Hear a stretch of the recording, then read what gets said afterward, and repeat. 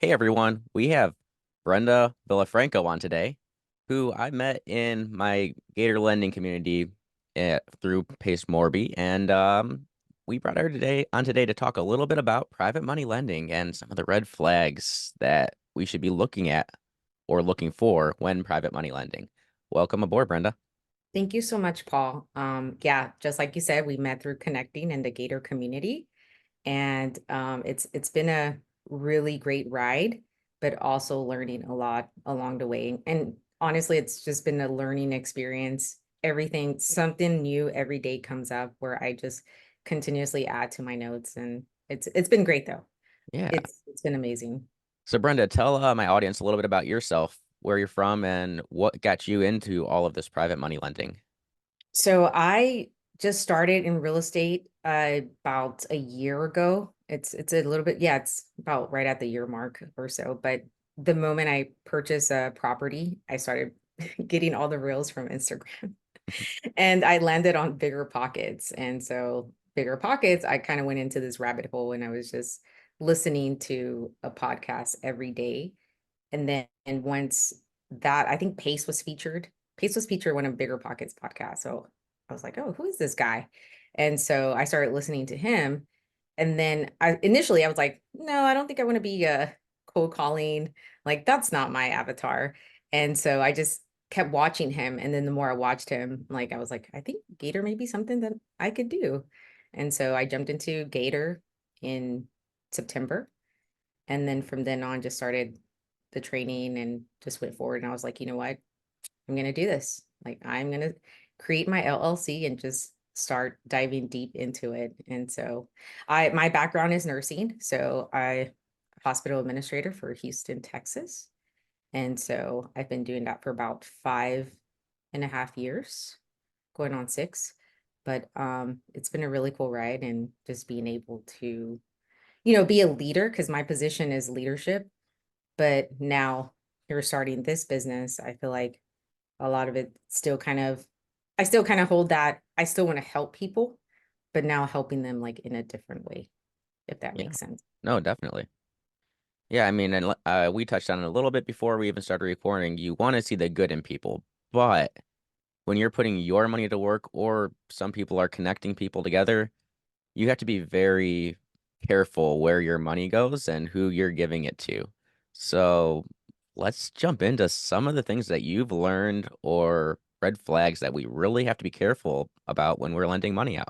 Yeah. So one of the things that, and it just like you said, like I want to see the good in people, and they are. There's way more good people than there are bad people. So I do want to say that I have met some really amazing people and have done several deals at this point and continuously stay building those relationships. But a lot of the things that I have seen throughout starting the business for Gator is that I see these red flags where if you're being really difficult, like you're not someone I want to do business with. That was like one immediate red flag. Because I'll just think of it like my relationship with you. Like, we're building a relationship. And if you're being difficult with me, like, why would I want to build a relationship with you? And so now it has that extra cushion of like, now you have my money. So why would I even want to do business with you? So I'll check that off. Another thing too is that if you don't like to communicate, that's another red flag for me. I I look at it into the perspective of like how I would be if I were a borrower and if I'm holding your money, I want to tell you along the way, like, hey, this is what's going on. This is the next phase of the project. And I wouldn't mind doing that because I'm holding a substantial amount of money from you. So that was another red flag I've seen. Some of the red flags I've seen recently is that people have been using like scammers have been using different people's names and making a profile to those fake names. And if you don't dig deep into their LLC and dig deep into their names, Google their names, you'll run into something like that where you could possibly be scammed. So those are like my top three. But another thing too, I decided that going forward, I don't want to do a deal unless I've actually built a relationship with you. And so that's kind of been my one of the foundations, like, okay, how can I mitigate my risk? And that's one of the risks. Like, I do not want to do a deal if I haven't had at least some time to build a relationship. And maybe if we'd have a Zoom here and there, or we met in person, maybe we can do a deal together later in the future. But just because we've had just one time or two times, that doesn't mean I want to actually have it go through a deal with you. Or these posts that we're seeing and people expect you to put your money out when you've never met someone before, they need money tomorrow or next week, and Oh most of yeah, the those time are it's like yeah, huge red flags. yeah, I need money in X 24 hours. And you're like, I barely get off work at 7 p.m. Like, right. I need to take time to look at this deal and vet Yeah. it. Yeah, that is true. What's one of like the things that you've seen that you caught as like a huge red flag? So really the biggest thing that I've been looking at when putting my money or other people's money into deals with mine is the person that you're lending to more than the deal itself. I'm been leaning more and more deal by deal to really digging into the person and who's running this deal and who, if it's not just them, the partners involved in the deal, Mm-hmm. checking into everyone. We've dropped deals that looked like great deals before because things came up along the way that weren't disclosed to us at the beginning. Mm-hmm. Um, what could it have been a mistake? Could have they have just not let us know like by accident? Whether they were trying to hide something or not, those are things that have killed deals for me. Mm-hmm. Um, yeah, that's huge. That's like either you forgot to tell me you had a partner, then I don't want to work with you because how can you forget to tell me you had a partner? Or I was why are just you about to not say telling that. me? Why are Mm-hmm. you not telling me you have a partner? Yeah. Yeah. I was just gonna say that. I'm like, how do you forget you have a partner? Right. Especially when they're working with you all the time.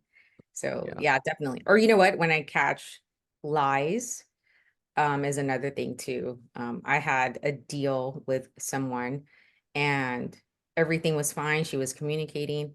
But then when it got to my deal almost being late, I saw some inconsistencies. And when I double checked with like one of my mentors, they're like, no, this borrower's lying of some sort. And I was like, wow, you know? Yeah. And so, you know, the things you learn along the way. Thankfully, she did pay me out, but it was definitely a learning experience where I'm like, you know, you want to see the good in people, but at the same time, like, I cannot ever do business with you again, especially when there's some contradicting information. Because if you're honest, you don't have to remember, right? Yeah, and You're you know what? Like when you're late, that's not always like I can't do business with you again. If you're communicating and your story matches up and Mhm. you still pay me and I get my late fee, or even if we renegotiate the late fees to make more sense of the deal, as long the communication is the most important from a Very borrower's important. perspective. So Absolutely. It's yeah, so important. I mean, I don't even care if you text me or call me. It if you think that I'm, you know, I'm being bugged, like please do. Like it's fine. It's absolutely fine. yeah. And I think that that's what I want. Again, like I've seen a good deal, but I didn't get like a good sense in a borrower, so I didn't proceed with it. And so I rather just get to know you and build a relationship. And whether that takes even longer, I'm okay with that, but at least it lowers my risk. Yeah, and this isn't so much of a well, it could be a red flag, but are there certain states or jurisdictions you just don't want to lend in just because of like regulatory? Not necessarily. And like I've said, even before we started this, I'm learning so much, but I know like with Abraham, he mentions that like Georgia is a good state. I haven't had a deal in Georgia, but I do plan on possibly having one in the future, just because I'm currently building a relationship with a borrower and she does a lot of her fix and flips there. Okay. Yeah. Gotcha. So how many private money lending deals have you done so far? I just closed my ninth one 2 weeks ago. Okay. Yeah, so I've been paid out for seven of them, and two of them are pending, like they're not due until June and July. Okay. So yeah, you've Yeah, been pretty busy since joining. But I have. I literally did the training for one entire month. But then I don't know, did you go to Limitless I last year? didn't know. Okay. The moment I attended Limitless, that was like my first week in training, so to speak. And I just met so many cool people, and we've kept in touch this entire time. And I just remember like, wow, like this is a really great community. And so I just continuously started networking. I was doing like 2 to 3 Zooms a day on my days off from work. And I noticed like a substantial amount of deals just kind of coming in just from that networking. And I was just like, whoa, this is so overwhelming, but it was a good overwhelming. And I just continuously, so this year, I now do 2 a day. And I kind of slowed down this month because I was like restructuring, like, no, just because I've had a couple of Zooms with you, it goes back to the foundation of building relationships. And I want to make sure that over time, like out of all those people, who were those people that I feel that we connected, they were good communicators. It's just kind of like having like that mindset checklist of, okay, like this is someone I can see myself doing a deal with in the future. And so now I've slowed down on the networking with Zooms, but I'm doing more of the in person as well. So, Okay. So you're talking about building relationships. Now, when you get to that relationship that you've built, another red flag that I see is experience. So you may have built a good relationship with somebody, but what do you look for in the experience of that borrower? um, at least some, so I don't mind borrowing for someone that's new because at some point I do want to do a fix and flip myself, but I will be JVing it with someone that is experienced. So if they're doing it by themselves, no, I will not. If they're actually JVing with someone that is experienced, yes, I may. If the deal aligns and it looks well and it's been underwritten and I've had a second set of eyes look at it, then yeah, I'm okay with that. You don't necessarily have to have 150 doors, or I just need someone that, and actually, I think 150 doors in like a short amount of time. Not saying that you can't do that, but I would almost be cautious of that too. Yeah, Um, scaling too but quickly. yes, scaling too quickly.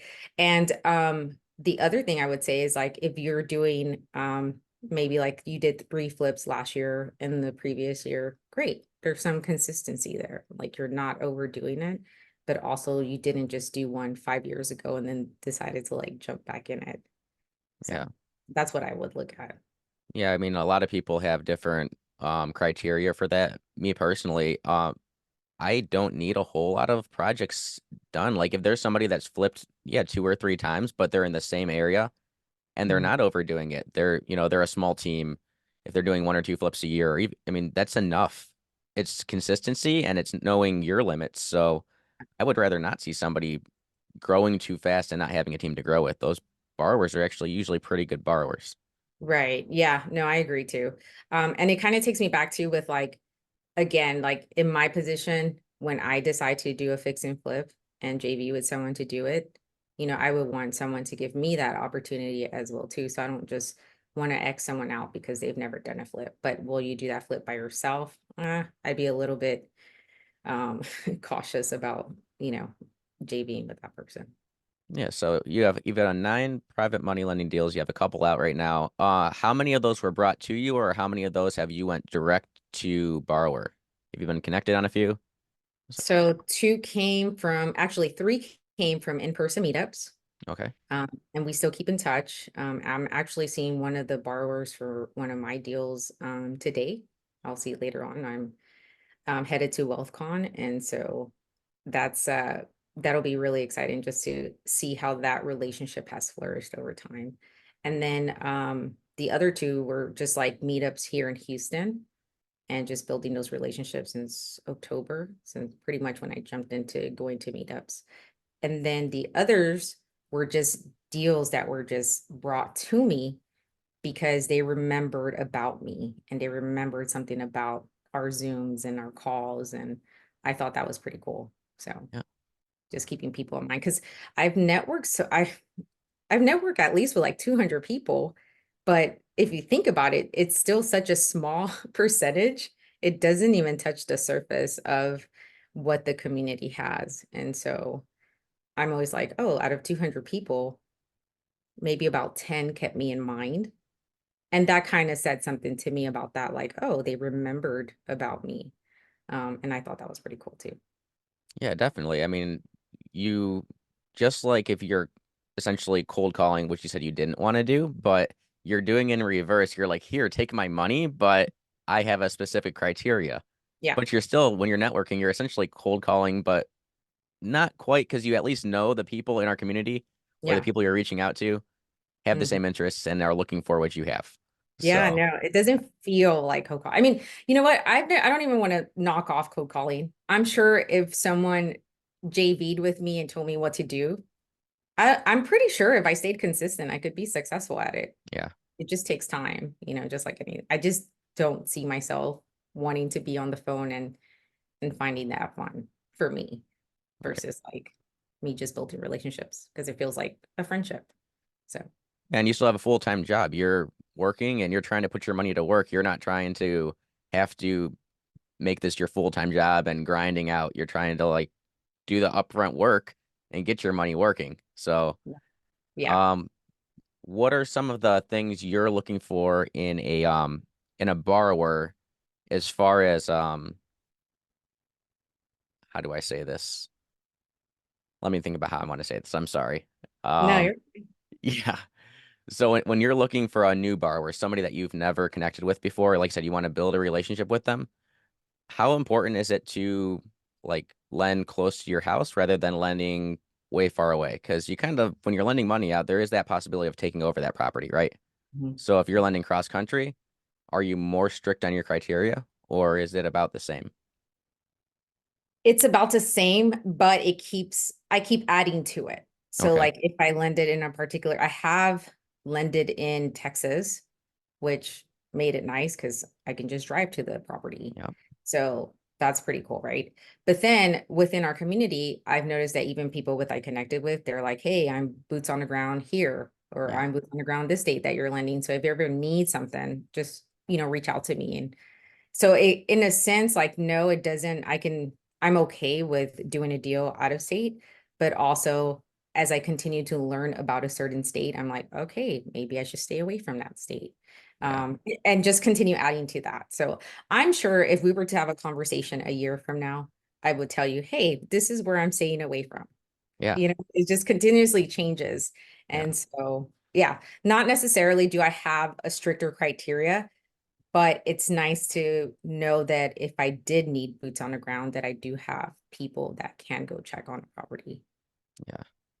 And I'll tell you from our side, when we're looking at an area that we think is going to be a little bit more strict, or we know from experience or even hearsay that we're lending in an area that has different legislation or legal aspects that are going to make it harder to lend in, we're getting contracts drawn up by an attorney that works in that state or county rather than, using essentially templates and having them look over.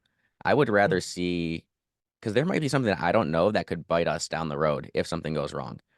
Yeah. Um, and that also comes into play of some of these borrowers are only asking for 20, 30, 35 grand, which is another point I really want to bring up with you is do you Mhm. have a minimum that you're willing to invest? Because sometimes if you're lending in that low amount, um, it's going to be more expensive to go after that borrower pending them not pay you than it is to just let it go. The lowest I've lended has been 19,000. The highest has been 75. Okay. So all my deals have, except for two, all the other ones have been through wrestling Okay. those deals. So I don't, I've had other gators that actually have put in more than what I did. Yeah. And so, do you hear that thunderstorm? No, I don't. Oh, okay, that's good. And but I usually, for the most part, I like to actually wrestle a deal versus like me putting in my entire money. Right. And I really like that point. So for the audience outside of Gator that might not know what wrestling is, explain that really quick. So it's basically bringing in another person on a deal, and we put in the amount that we agree to, and that'll complete the amount that the borrower needs. And so our return will still, whether you put a higher amount and I put a lower amount, but it equals out to that total. You can just grab someone else within the community and do a deal with instead of doing it by yourself.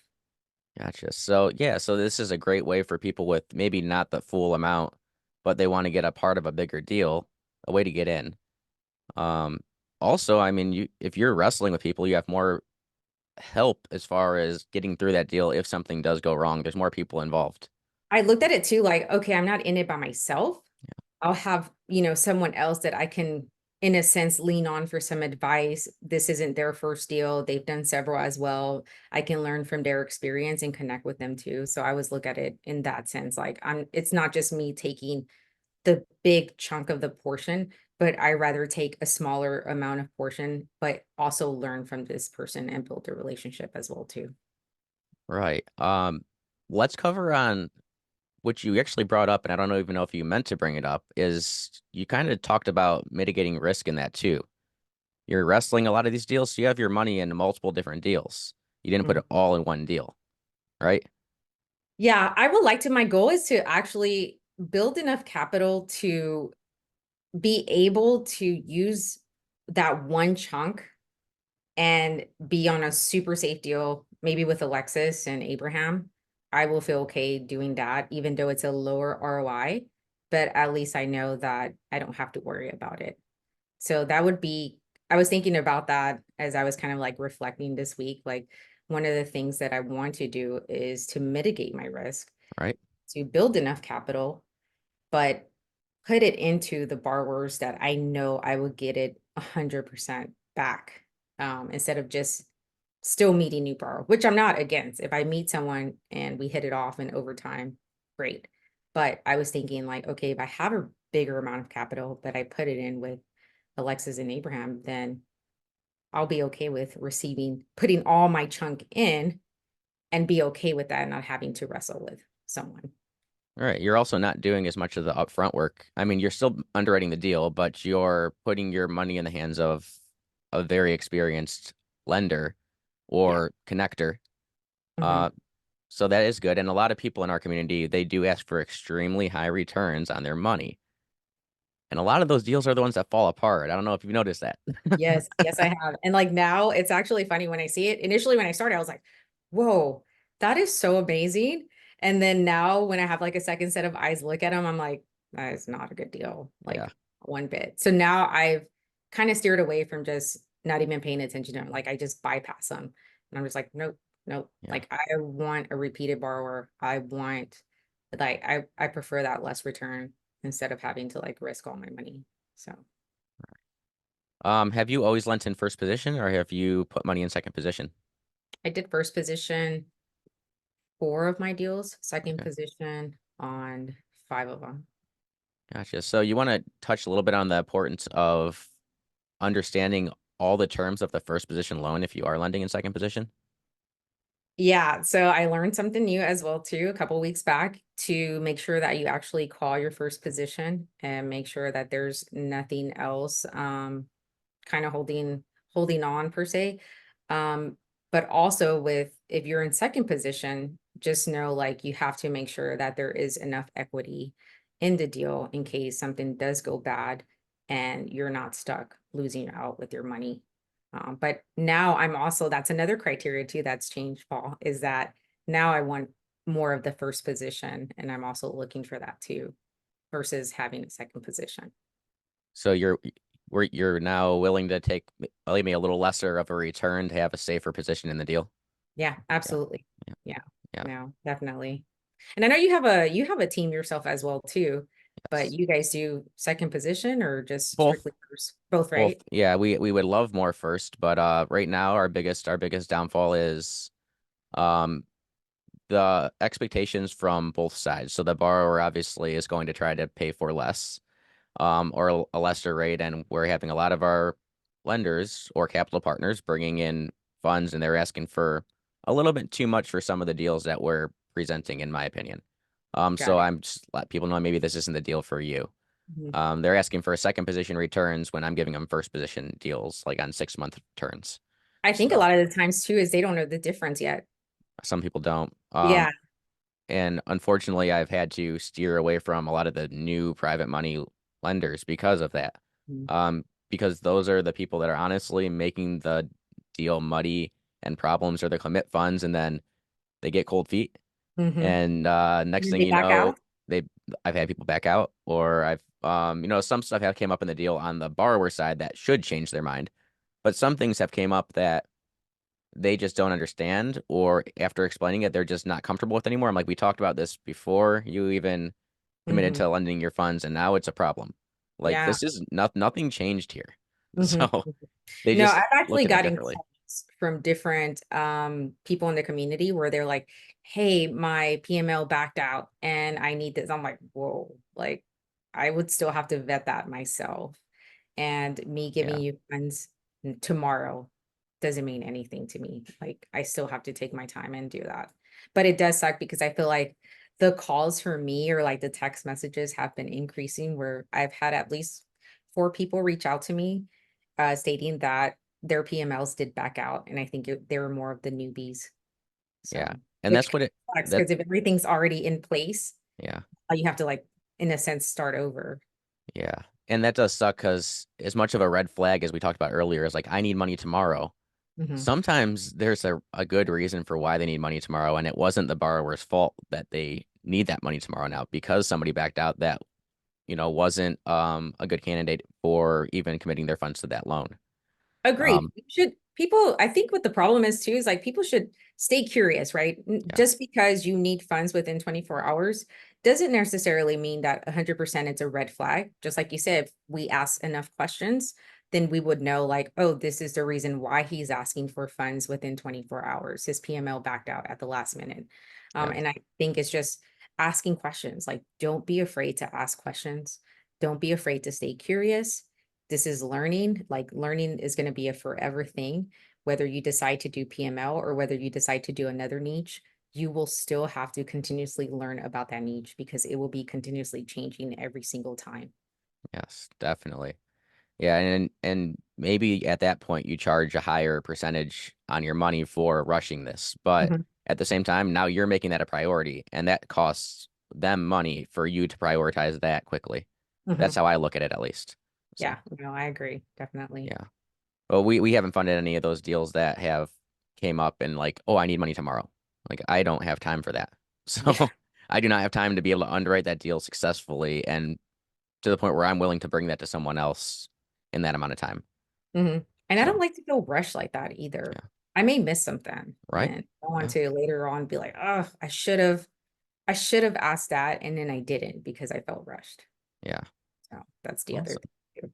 How many deals have you done, Paul? So actually I'm only up to 7 now. I've slowed down on my own deals and I've been doing a lot of building the processes out right now because there's a lot changing on what we have to do to be connectors now.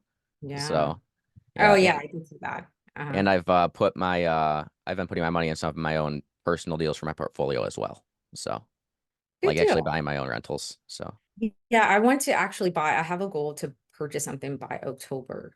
okay. So yeah, I have an Airbnb arbitrage right now, and I would like to start a second one All right. and just kind of start building my portfolio as well too. So Awesome. looking into that as well. Are you doing it in your own state or you're doing different Yes. state? Th Okay. this one's in my own backyard pretty much. Well, it's 45 minutes away, but Oh, good it's deal. close. Yeah. Okay. Yeah, So I'll be purchasing as well too, like here in Houston. awesome. Yeah, Yeah, that's so cool. is there anything you want to really leave my audience with to look out for if they were going to try to do their first private money lending deal like in the near future? Do it with someone that is experienced. Don't do it by yourself. You're not going to know all the answers, even if you do the training, even if you take notes. Like you're not going to know until you actually do it. And so you're not going to remember every single thing from the training as well, too. So what I would suggest is to get someone experienced that has done several deals, that has even maybe lost on some deals, and actually collaborate and JV with that person. And even if you get less of a return, I rather take that versus losing my money in my first time. Yeah, I think that's a great note. Um, Definitely very good advice. If anybody did want to reach out to you, whether it's borrowing or just maybe have a question, is there a way they could reach out to you? Yeah, you can follow me on my Instagram, Brenda Builds Wealth. It's pretty simple. So I usually tend to that versus Facebook. I hardly get on that, but if I do, I'll still respond to you as well too. but Brenda Builds Wealth is probably the best for me. All right, awesome. I'll put that in the description of this video. And lastly, we're going to close this video out by asking you, any podcast or YouTube channel, what is your favorite channel to learn from, information, whether it's real estate or even just in your personal life? What do you like to follow? Quite a few actually. So I follow Paces, I Yep. follow Ryan Pineda's, Okay. and I follow Ed Milet. And then I also follow like the beginners for bigger pockets. Okay. Never got through that rabbit hole, so I still listen to it. Yeah. Okay. Yeah. Cool. All right, Brenda. Well, I really appreciate you taking the time to come on today. Well, thank you so much for having me, Paul. And I'll be seeing you soon. Yeah, a couple days. Yeah. Yep.